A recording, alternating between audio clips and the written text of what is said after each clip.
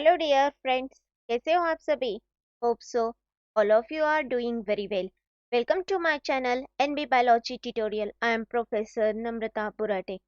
Today we are going to continue next part of second topic. If you have not seen the first video of this topic, please watch it. So let's continue today's point.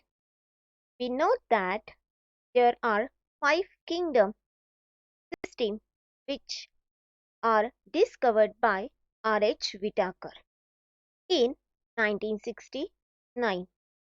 They are first kingdom Monera, second kingdom Protista, next kingdom Fungi, next kingdom Plantae, and the last one is kingdom Animalia.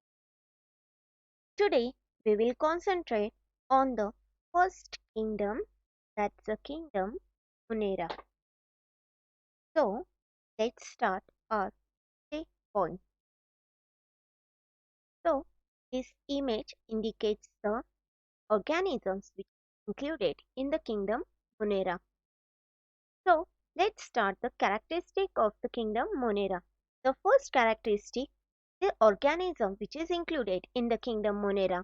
They are unicellular, means consist of single cell, and the prokaryotic organism, means there is an absence of the true well-defined nucleus. The second characteristic, they also lack, means absent of membrane bound cell organisms, means there is absence of mitochondria, chloroplast, endoplasmic reticulum. The third characteristic is the cell wall is made up of peptidoglycan. This peptidoglycan is also called the murein. This peptidoglycan, which is a polymer of sugar and amino acid. Next characteristic, these are omnipresent, means they are found in all type of environment. Next characteristic, they have various modes of nutrition. As all of you know, there are the two modes of nutrition. First one is autotrophic and the second one is the heterotrophic, as the sum of them are the autotrophic. Autotrophic means what?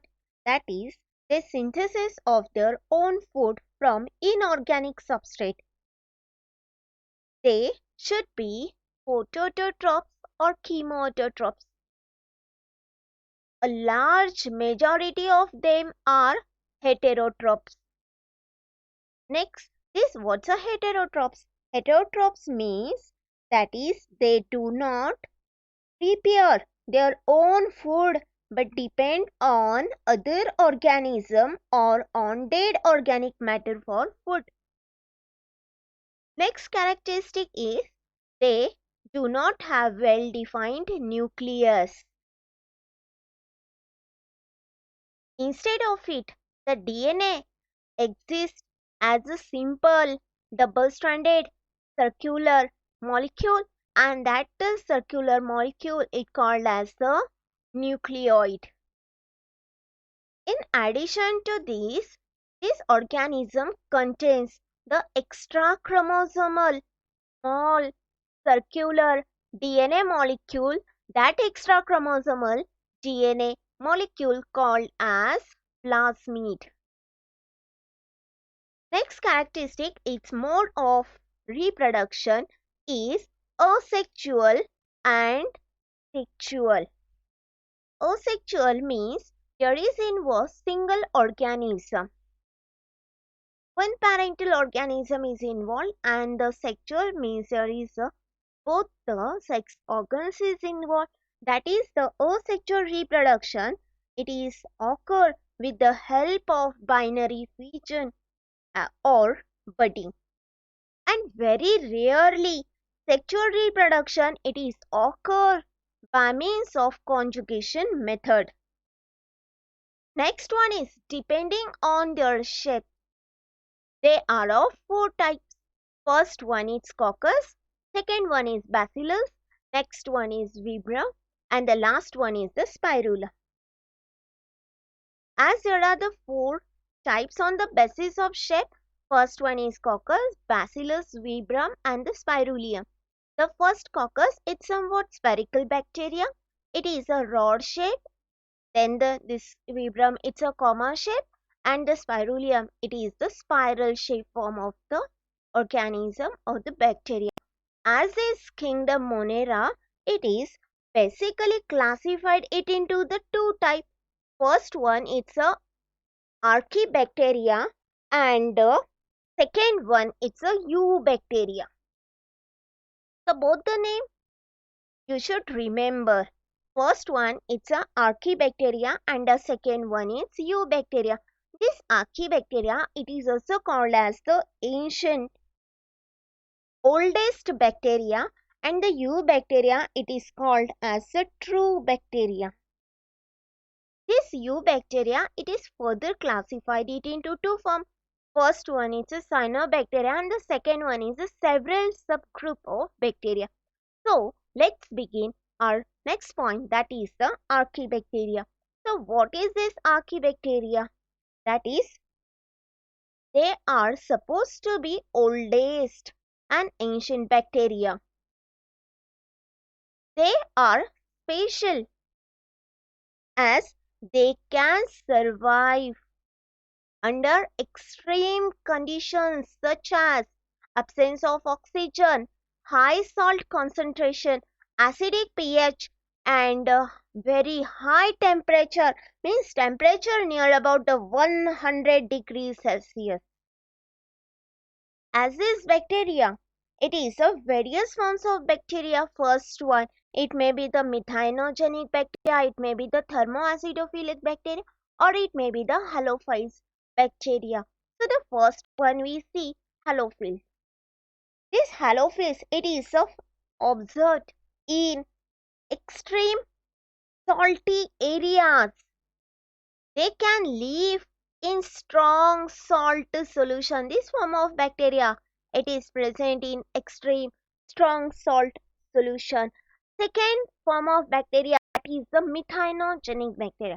I think so all of you know the methane gas, which is commonly used in the rural areas for various purposes. So what is this methanogenic form of bacteria? This methanogenic bacteria, it produces a methane gas found in the plenty in marshy areas. Also found in the gut of the ruminants animal. What's a ruminants animal? Means the digestive system of these animals is very complicated, like the goat, giraffe, sheep, cow and the buffalo. And these animals, it is continuous chewing type. That is, they continuously rotating their mouth. As this rumen, it's the first chamber in the stomach of cattle, where cellulose is digested, as they are found plentiful in dung. They are used in the production of the methane from dung in the rural areas, and this methane gas, it is used for the various purposes. The third form of bacteria, that is called as the thermoacidophilus bacteria. That is the hot springs form of bacteria. Means you can understand, it is found in the hot spring region. That is, it is found in the hot sulfur spring at the temperature near about the 80 degrees Celsius to 100 degrees Celsius. They are able to survive in extreme condition due to presence of unique cell wall. That cell wall, it is differ from other bacteria. That is, the other bacteria cell wall, it basically consists of the peptidoglycan.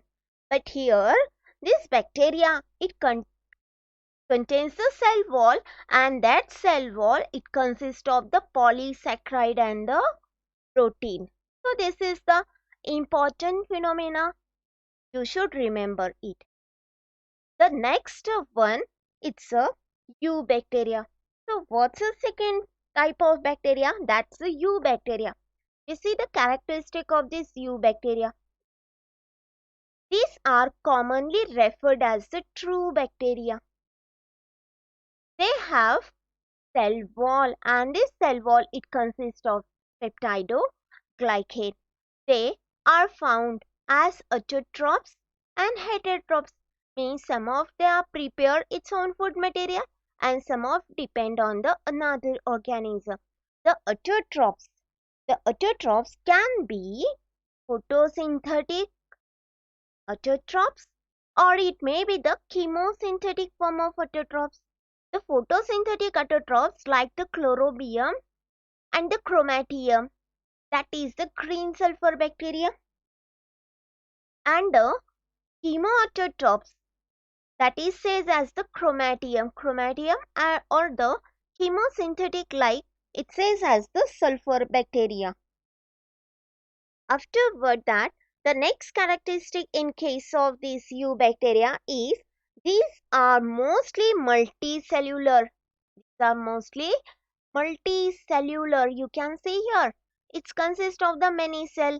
This one is the first cell, then the second cell, third cell. So it says as it consists of the many cell. It consists of the many cell.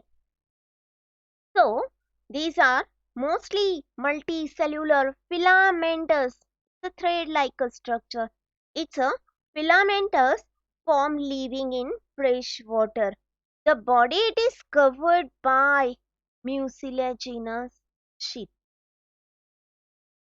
As there is a presence of the photosynthetic pigment, and this photosynthetic pigment is the chlorophyll A, chlorophyll B, carotenoid, xanthophyll.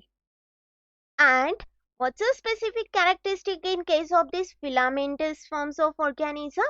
That is, there is a presence of heterocyst. So this structure it says as the heterocyst. ये क्या है यहाँ पे? ये है heterocyst.